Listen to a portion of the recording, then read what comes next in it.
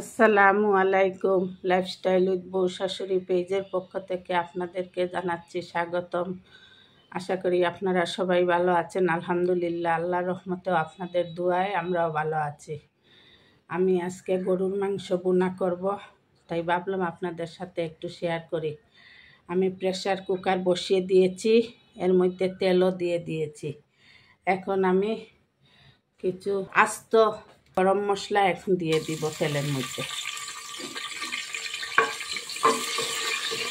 এখন আমি বেশ কিছু পরিমাণ পেঁয়াজ কুচি দিয়ে দিলাম।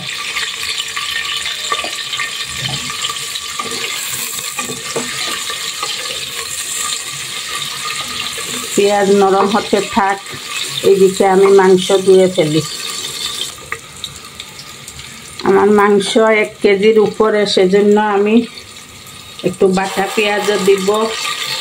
এই রান্নাটা আমি আমার ছেলেকে করে দিব, ওর কর্মস্থলে নিয়ে সেহরির সময় খাবে।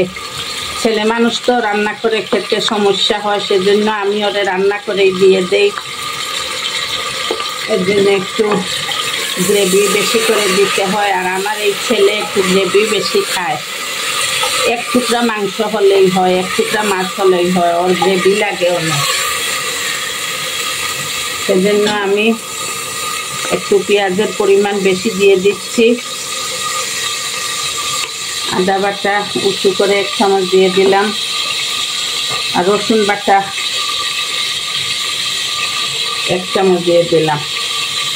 এইবারে রসুন আমার অনেক দিন পর সবুজ হয়ে গেছে, অনেক দিন সবুজ হয় নাই। এইবারের রসুন, এই নতুন রসুনগুলা ব্লেন্ড করলেই সবুজ হয়ে যায়, একদিন রাখার পরেই সবুজ হয়ে যায়।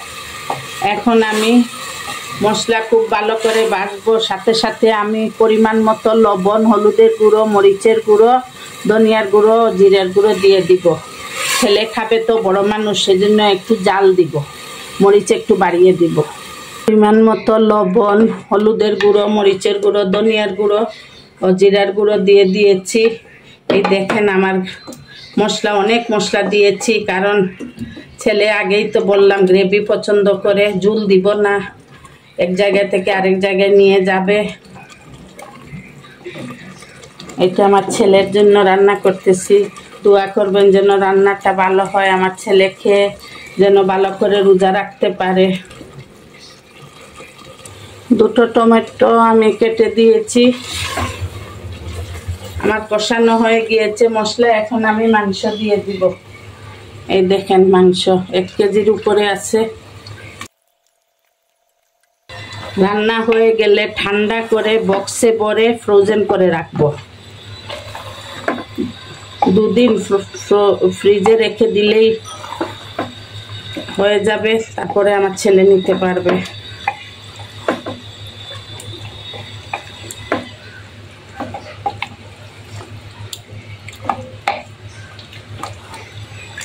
খুব ভালো করে মাংস কষিয়ে নিব।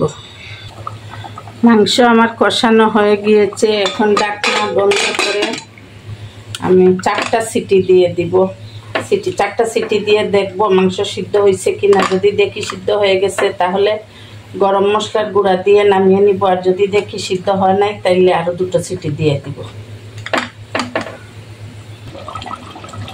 গরুর মাংস আমার রান্না হয়ে গিয়েছে। এখন আমি গরম মশলার গুঁড়ো ও ভাজা জিরার গুঁড়ো দিয়ে নামিয়ে নিব। জিরার গুঁড়ো দিয়ে দিলাম, এখন গরম মশলার গুঁড়ো দিব। এটা আমি আগেই বলেছি, এটা আমার ছেলের জন্য রান্না করতেছি। হয়ে গেছে আমার রান্না। আপনারা লাইফস্টাইল উইথ বউ শাশুড়ির পাশে থাকবেন, আমাদের জন্য দোয়া করবেন, আমরাও আপনাদের জন্য দোয়া করবো। আল্লাহ হাফেজ। আসসালামু আলাইকুম ওয়া রাহমাতুল্লাহি ওয়া বারাকাতুহু।